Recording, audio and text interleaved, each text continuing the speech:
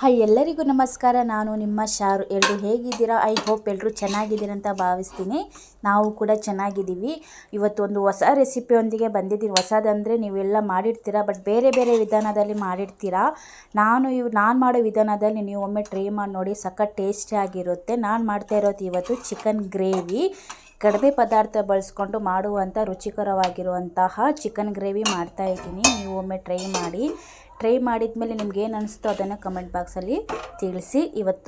ಇವಾಗ ನಾವು ಇದನ್ನು ಯಾವ ರೀತಿ ಮಾಡೋಣ ಅಂತ ನೋಡ್ಕೊಂಡು ಬಂದುಬಿಡೋಣ. ಇವಾಗ ನಾನು ಗ್ಯಾಸ್ ಹಚ್ಚಿ ಒಂದು ಬಾಣಲೆ ಇಟ್ಟಿದ್ದೀನಿ. ಬಾಣಲೆಯಲ್ಲಿ 4 ಟೀ ಸ್ಪೂನಷ್ಟು ಎಣ್ಣೆ ಹಾಕಿದ್ದೀನಿ. ಎಣ್ಣೆ ಬಿಸಿ ಆದ ನಂತರ 4 ಹಸಿಮೆಣಸಿನ್ಕಾಯಿ ಹಾಕಿದ್ದೀನಿ. ಹಸಿಮೆಣಸಿನ್ಕಾಯಿ ಫ್ರೈ ಆದಮೇಲೆ ಅರ್ಧ kg ಚಿಕನ್ ಹಾಕ್ಕೊಂಡಿದ್ದೀನಿ ನಾನು ತೊಳೆದು. ಇವಾಗ ಇದನ್ನು ಚೆನ್ನಾಗಿ ಫ್ರೈ ಮಾಡಿಬಿಟ್ಟು ಎಣ್ಣೆಯಲ್ಲಿ ರುಚಿಗೆ ತಕ್ಕಷ್ಟು ಉಪ್ಪು ಹಾಗೆ ಅರಿಶಿನ ಹಾಕ್ತಾಯಿದ್ದೀನಿ. ಅರಿಶಿನ, ಉಪ್ಪು, ಎಣ್ಣೆ, ಚಿಕನ್ನು 4 ಕೂಡ ಎಣ್ಣೆಯಲ್ಲಿ ಚೆನ್ನಾಗಿ ಫ್ರೈ ಮಾಡಿಕೊಂಡು ಇವಾಗ ನಾನು 1 ಟೀ ಸ್ಪೂನಷ್ಟು ಶುಂಠಿ ಬೆಳ್ಳುಳ್ಳಿ ಪೇಸ್ಟ್ ಕೂಡ ಆ್ಯಡ್ ಮಾಡಿದ್ದೀನಿ. ಆ ವಿಡಿಯೋ ಎಲ್ಲ ಸ್ಕಿಪ್ ಆಗಿದೆ, ನೀವು ಅದನ್ನು ಮಿಸ್ ಮಾಡದೆ ಹಾಕ್ಕೊಳ್ಳಿ ಶುಂಠಿ ಬೆಳ್ಳುಳ್ಳಿ ಪೇಸ್ಟ್ನ. ಇವಾಗ 1 ನಿಮಿಷದಷ್ಟು ಲಿಡ್ನ ಮುಚ್ಚಿಡ್ತಾ ಇದ್ದೀನಿ, ಅಂದರೆ ಚೆನ್ನಾಗಿ ಅದು ಉಪ್ಪೆಲ್ಲ ಹಿಡಿಬೇಕಲ್ವ. ಇವಾಗ 1 ಟೀ ಸ್ಪೂನಷ್ಟು ಅಚ್ಚ ಖಾರದ ಪುಡಿ, 1 ಟೀ ಸ್ಪೂನಷ್ಟು ಧನಿಯಾ ಪೌಡ್ರು, ಹಾಗೆ 1/4 ಟೀ ಸ್ಪೂನಷ್ಟು ಗರಂ ಮಸಾಲ, ಹಾಗೆ 1 ಟೀ ಸ್ಪೂನಷ್ಟು ಚಿಕನ್ ಮಸಾಲ ಹಾಕ್ಕೋತಾ ಇದ್ದೀನಿ. ಇಷ್ಟೇ ಮಸಾಲೆ ನಾನು ಹಾಕ್ಕೋತಾ ಇರೋದು, ಬೇರೆ ಏನೂ ಹಾಕ್ಕೋತಾ ಇಲ್ಲ. ಇವಾಗ ಮಸಾಲೆ ಒಟ್ಟಿಗೆ ಎಲ್ಲ ಮಿಕ್ಸ್ ಮಾಡಿ ಚೆನ್ನಾಗಿ ಫ್ರೈ ಮಾಡ್ಕೊಳ್ಳಿ. ಎಣ್ಣೆ ಜೊತೆಗೆಲ್ಲ ಮಿಕ್ಸ್ ಆಗಲಿ ಚಿಕನ್ನು. ಇವಾಗ ನೋಡಿ, ನಮಗೆ ಗೊತ್ತಾಗುತ್ತೆ ಎಣ್ಣೆ ಎಲ್ಲ ಎಷ್ಟು ಚೆನ್ನಾಗಿ ಬಿಟ್ಕೊಂಡಿದೆ ಅಂತ ಗೊತ್ತಾಗುತ್ತಲ್ವ.